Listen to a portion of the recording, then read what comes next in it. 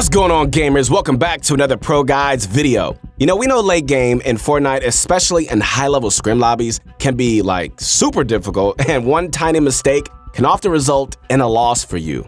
And since we've done a guide on early game and another guide on mid game, it's only right if we finish up the series with a guide to late game, don't you think?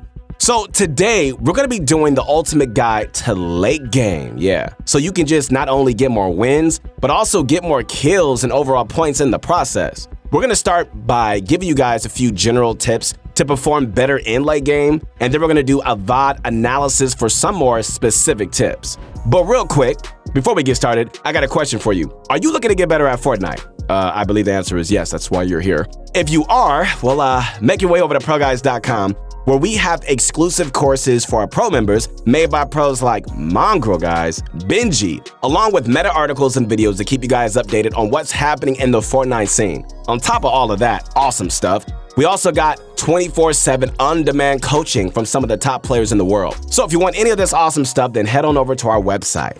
Finally, the last thing before we get started, let's do the question of the day. You guys ready? Let's do this. Today's question is, who do you think is the best late game player in Fortnite? Personally, I think this spot is taken by both Benji Fishy and Booga. I really can't decide which one is better. I mean, they always seem to end up on height and just winning the game, even if they're starting off from a terrible position, man. So let me know in the comments, who do you think is the best late game player, right? I'm really interested into seeing what you guys think. What's going on, guys? It is your motivation guy. That's right, your friend, the one and only Keith Allen. I am back. I know a lot of you are looking for the right people in your life. Some of you guys are looking for more positive friends, positive relationships, just people who bring you up. And I totally agree. I was in a season of my life where I was just looking for just more positive people around me. And then I had the revelation. I'm like, you know what? Instead of looking for that, let me be it. Let me be what I'm looking for. So I started being positive to people, loving the people, and I started to attract the very people that I became. This year, you guys are going to attract some awesome people. You're going to attract some awesome relationships. But let that start with you. Who you become is who you attract. If you're a leader, if you're positive, you're going to attract people that are just like you, I promise. Connect with me on my new Insta at Your Motivation Guy. Ladies and gentlemen, it's time to sit back, relax, and get my favorite candy. Come on, say it with me. It's that bunch of crunch, and let's get this going. Have you ever been in a situation in the endgame where you're low on materials, health, or anything else, and desperately need it? Okay, so what you need to do is get an impact frag. An impact frag is any kill you get in order to refresh your inventory. So getting impact frags is something that's extremely important in the late game stages of any game. Okay, so the main benefit of impact frags is the fact that by getting them, you're going to be consistently refreshing your materials. You're going to be consistently refreshing your health, ammo, and loot. Okay, so to get impact frags, we recommend just looking for anyone vulnerable throughout the entire late game, especially people who are not looking for you. This is especially important when you realize you're low on materials, usually below 300 or 400. So let's take a quick look at an example impact frag from Booga. Okay, so you can see right here that a player is right next to Booga and isn't even looking towards him. So Booga decides to jump on him for a quick kill, refreshing his material count. This is a textbook impact frag, my friends, and what you should be looking for throughout every late game. Getting this impact frag took Booga from a terrible position to eventually getting him the W.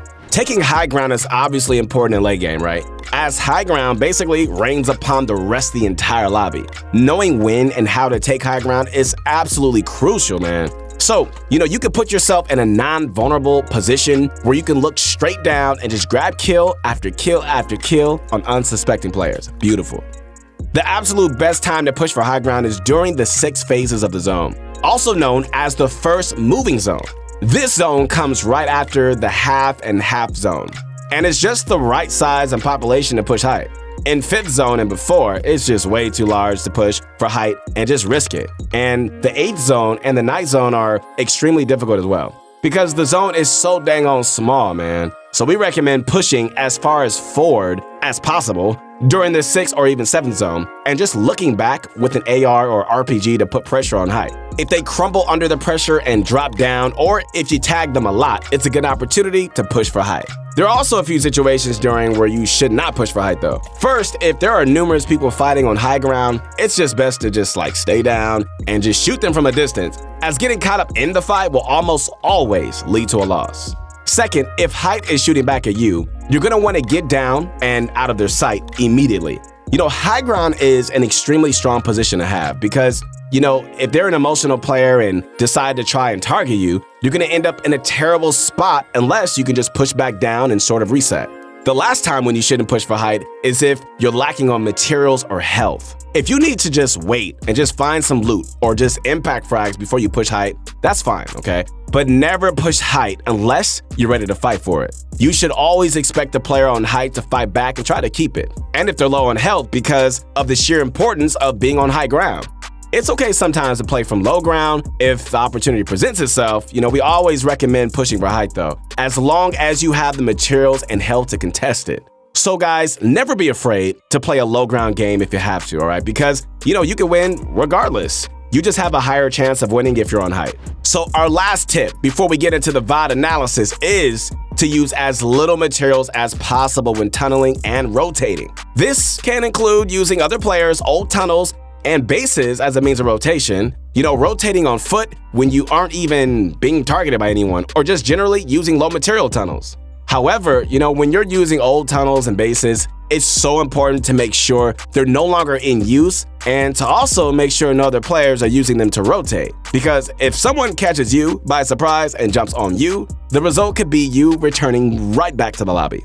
So the two most popular low material tunnels are the triangle tunnel and the half triangle tunnel. The triangle tunnel just consists of a floor, wall on the side, and a ramp up against the wall, while the half triangle tunnel consists of just a floor and a ramp to cover you from above. So it's just super important to practice these two tunneling techniques, as you're probably going to be using them quite a bit if you scrim. Overall, if you tunnel properly using low materials along with using old tunnels and builds for cover, and even rotate in the open when the opportunity is there, take height during the right time in the right way, and also grab impact frags to refresh your materials, your loot, your health, and ammo. So your late game skills will be a lot better than most. However, guys, watching pro players and just seeing what they do different is also extremely important too. So let's do a VOD analysis and see what we can learn from the one and only Benji Fishy, the Cash Cup legend himself. In this VOD, Benji manages a super intense first place finish and a pretty high level game. This was from a Cash Cup in late November, but pretty much all of the content in this is still relevant today, and his late game skills really show nicely during this game. Anyway, let's take a look. This clip starts when the 6 zone comes in, so this is just before the point that most players look for high ground. Benji has a good material count, he has solid HP and an RPG, which might come in handy when he decides to push for high ground, if he does so. He starts off by rotating super early and getting ahead of the zone, and also using very few materials to get there, just like we discussed earlier. So he could potentially set up to push height if the opportunity is there. Benji is now set up nicely near the zone, and it's about to start coming any second. This rotation is pretty basic, so he just tunnels in a bit using his strong materials and avoids taking shots. Benji notices he's pretty high up, and since he's being targeted, he ultimately decides to push down instead of looking for height. However, this doesn't mean he's not going to push height, as the zone still isn't even halfway there.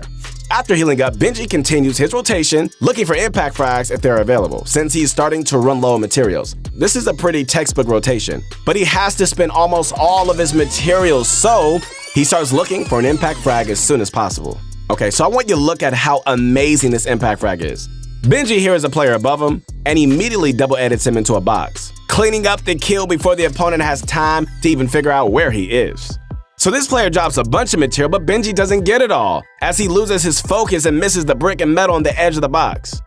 After looting his kill and healing up, Benji sees more players fighting outside of his box with no idea he's in there. So without any hesitation, he edits out and he goes for shots, right? These are the confident plays that pros pull off that really just make them shine in these games, man. Unfortunately, he doesn't get the elimination on this player, but he gets something that's arguably even better. Over 400 material, most of which is brick as well. So at this point, in the chaos that is the late game, Benji has turned his poor low ground position into a pretty nice spot to be in, man, by utilizing third parties and impact frags.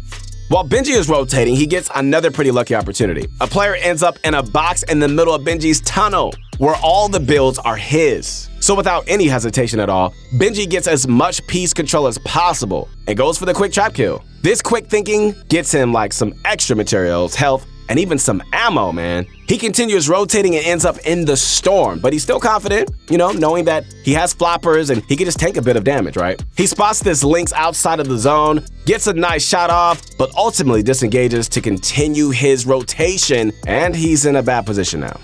So I want you to take note of how Benji stays calm and collected, right? And he focuses up on his rotation. No stress, no anxiety, just full confidence.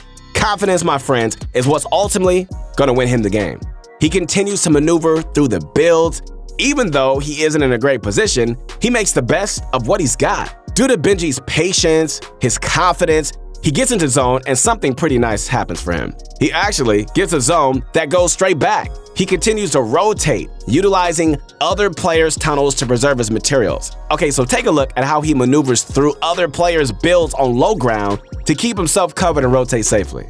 Benji continues to navigate around his free cover, and he finds a player on the edge of zone who he decides to fight. The player gets him really low, but Benji finishes off the kill. It might have been risky, but those elimination points adds up. Unfortunately, he couldn't get any other loot, so the kill might not have been worth all of his time. But luckily, he goes and grabs a pile of loot, and he finds minis to heal up, so I guess it's not that bad. Okay, so check out his awareness right here. Benji, he hears a player on his side, and he realizes he's pickaxing a metal wall. Knowing this, and seeing that the player is going to take a few hits to break it, Benji understands that his element of surprise mixed with his crazy aim is going to get him a quick kill. Bye-bye, soccer skin. It's all over for you. This is another classic impact frag, my friends, which brings him back up to good health, and he gives him a lot more loot and materials to work with. So Benji gets a tag on a player, but they get killed by someone else. However, the player makes the deadly decision to drop down and 50-50 Benji. So he simply times a pump shot on the panicking opponent, and he gets an easy kill. Okay, so I want to point out right here that Benji has been completely calm this entire game, all right? And he plays with an insane amount of confidence. If he starts to panic, his aim's gonna get shaky, and he's just not gonna think straight, like many of us when we panic. If he played with less confidence, he'd be too scared to get impact frags and fight opponents in the late game. Both things that would have gotten him killed way earlier. So his level of confidence, guys, mixed with his insane skill is a recipe for wins. Okay, guys, so it's now a 1v1 in the final zone, and all Benji really has to do is keep the pressure on his opponent and get any shots that he can get. The opponent starts to build out of wood, which means he's probably almost out. So Benji continues to spray until the player is out of material. From here, and I mean right here, he makes the good old bandage bazooka play, and he finishes the kill with this burst AR.